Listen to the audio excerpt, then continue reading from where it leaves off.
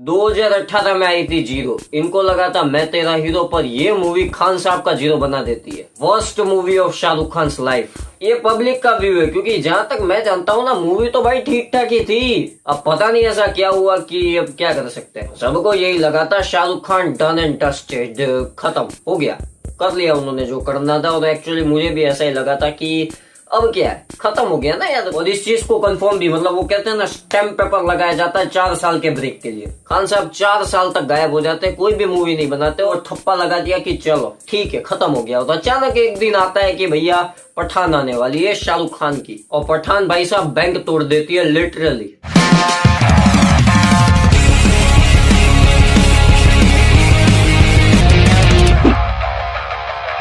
तो कोई इंसान अगर 6 महीने घर में बैठता है ना, तो उसकी हालत खराब हो जाती है। 1 साल घर में बैठा तो वो मानसिक संतुलन खो बैठता है।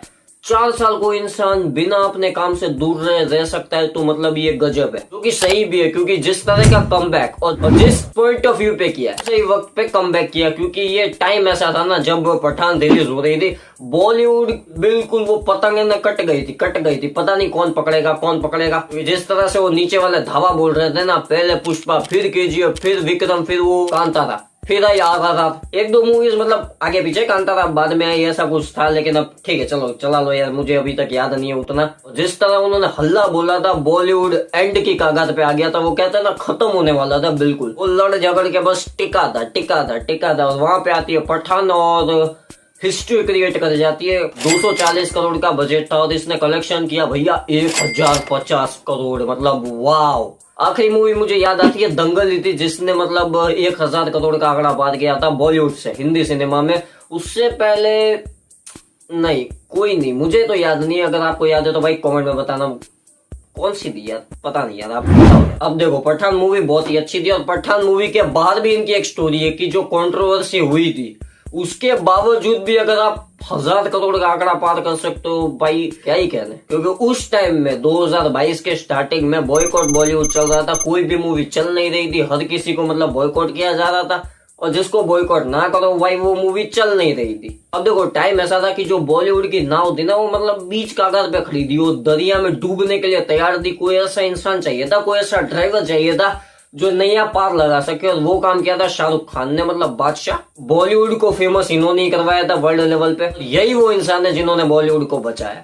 आमिर खान कुछ शिकार बन गए वो लाल सिंह चड्ढा के साथ, जो कि नहीं बनने चाहिए थे भाई, नहीं होनी चाहिए थी बॉयकॉट, बट हो गई। अब क्या कर सकते हैं। अब बात करते हैं पठान की कि भाई 1000 करोड़ कैसे पहुंच गई। भाई ऐसा तो क्या था मूवी में। मेरा सवाल उल्टा है कि क्या नहीं था जो पठान को आप कह दो 1000 करोड़ ना कमा पाए। 1000 करोड़ मेरे हिसाब से ठीक है, अच्छा कमाई, और भी अच्छी हो सकती थी। जब पठान का ट्रेलर रिलीज हुआ था, अगर आपको याद हो, तो मैंने भी कहा था कि भैया पठान से कुछ खास उम्मीद लगाना नहीं, कुछ नहीं होने वाला इनसे। और भैया इसके लिए रियली सॉरी, क्योंकि आई एम रॉन्ग। पठान ने सब कुछ बदल दिया, वो दुनिया बदल दी, जज्बात बदल दिए, सब कुछ बदल दिया। पठान ने सबको चुप करा दिया, चाहे तो हम जैसे यूट्यूबर हो, या तो फिर वो बॉयकॉट गैंग हो, जो बोल रहे थे कि भैया बॉयकॉट, उनको भी चुप करा दिया ट्रेलर से, और हमें चुप करा दिया भैया कलेक्शन से। क्योंकि मैंने सोचा था कि भाई, मैंने प्रेडिक्शन भी की थी कि भाई 600-700 करोड़ के आसपास का कलेक्शन कर सकती है पठान, इतनी भी बुरी नहीं हो सकती क्योंकि शाहरुख खान है। लेकिन भैया ये तो मेरी सोच से भी ऊपर चले गए। मैंने भी 640-600 के आसपास ही की थी, ये तो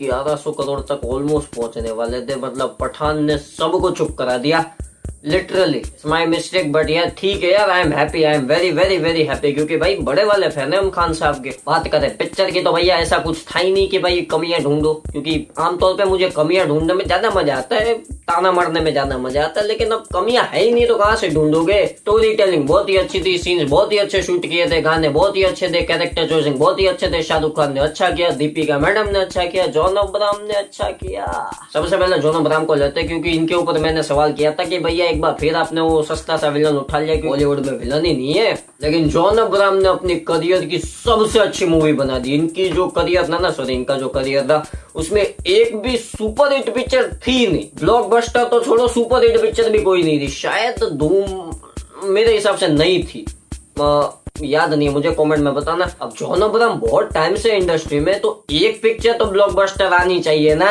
और ये वही वाला काम किया पठान साहब ने कि अनबिलीवेबल, बहुत ही जबरदस्त एक्टिंग की जॉन अब्राहम ने। विलन का रोल अनइमेजिनेबल, आउटस्टैंडिंग से भी आउटस्टैंडिंग रोल किया जॉन अब्राहम ने। चाहे तो वो डायलॉग डिलीवरी, एक्शन सीन्स, या तो फिर माइंड गेम्स खेलना हो, जो मतलब चेस खेलते हैं ना, कुछ इसी तरह। हाँ, दीपिका मैडम ने भी अच्छा किया। इनका मतलब रियलिटी वाला रोल है। रियलिटी में वो कहावत है ना कि औरत को कोई नहीं समझ पाया, मूवी में इनको कोई नहीं समझ पाया। ना तो मैं समझ पाया, ना तो मतलब मेरे बाजू वाले जो मूवी देख रहे थे, कोई नहीं समझ पाता कि ये करना क्या चाहती है, ये किनके साथ है, और इनका मकसद क्या है। मकसद मीन्स मिशन क्या है। और हमारे यहाँ तो कहावत भी है कि औरत को तो भगवान भी ना समझ पाए, हम क्या चीज है, हम तो फिर भी इंसान है। सबसे बड़ी बात, जो कंट्रोवर्सी हुई थी उसको बहुत ही अच्छी तरह से, बहुत ही सुलझी हुई तरह से हैंडल किया गया।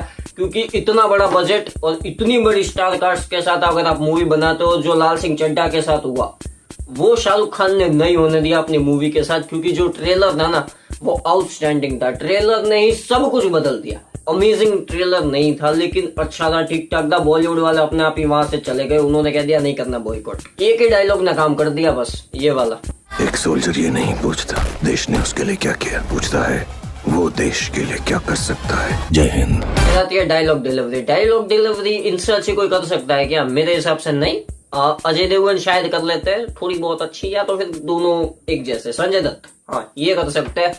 तो ये तीन मेरे हिसाब से बहुत ही अच्छे डायलॉग डिलीवर है। शाहरुख खान, अजय देवगन, संजय दत्त, ये तीनों। वैसे हम बात शाहरुख खान की कर रहे थे, इनकी मूवी पठान की कर रहे थे। इन्होंने कोई कसर नहीं छोड़ी यार, हर तरह से लड़ लिया। चाहे इनके रोल की बात कर लो, पठान का रोल बहुत ही अच्छा किया, लुक्स बहुत ही अच्छे थे, अमेजिंग थे, न्यू लुक थे, कुछ क्रिएटिव करने की कोशिश की गई थी और वो पब्लिक को बहुत ज्यादा पसंद आई। कमाल की एक्टिंग। फिर छोटा सा कैमियो भी हो जाता है भाईजान का, जो अच्छा कैमियो था, सही भी था और सही टाइम पे आया। जरूरत थी, क्योंकि भाई बहुत ही अच्छी तरह से अभी तक तो आपने बांध के रखा था। लगभग 1-1.5 घंटे की जब मूवी खत्म हो जाती है तभी आते हैं सलमान खान। जहां तक तब तक तो बहुत ही अच्छे से पकड़ा हुआ था दीपिका मैडम ने, जॉन अब्राहम ने और पठान साहब ने। इन तीनों ने अच्छे से ऑडियंस को पकड़ के रखा था कि भैया इंटरेस्ट आ रहा है, इंटरेस्ट आ रहा है, इंटरेस्ट आ रहा है मूवी में। बहुत ही अच्छी स्टोरी टेलिंग चल रही थी। और वहां पे आते हैं भाईजान, जो कहते हो ना, सोने पे सुहागा कर देते, खाने में मिर्च डाल देते, या तो फिर कह दो नमक डाल देते, स्वाद ही आ गया। हाँ, लेकिन जो एक्शन सीन्स था ना, वो पता चल रहा था कि भैया आपने बहुत ही अच्छे से ग्रीन स्क्रीन का यूज किया। थोड़ा सा पकड़ा जा रहा था, लेकिन अब ठीक है, चलो कुछ ना कुछ तो प्रॉब्लम होती भी है ना यार, है तो इंसान ही आखिरकार। इसके बाद पठान 2 आएगी, अब पता नहीं वो कैसी होगी। होप्स हो कि बहुत ही अच्छी हो, क्योंकि लगभग 2 साल होने को आ गए यार। वो तो जब आएगी तब आएगी, लेकिन अभी आपको क्या करना है, वीडियो अच्छी लगी तो वीडियो को लाइक करो, चैनल को सब्सक्राइब करो, नोटिफिकेशन बेल दबाओ, टेलीग्राम का लिंक यही कहीं होगा, ज्वाइन कर लो।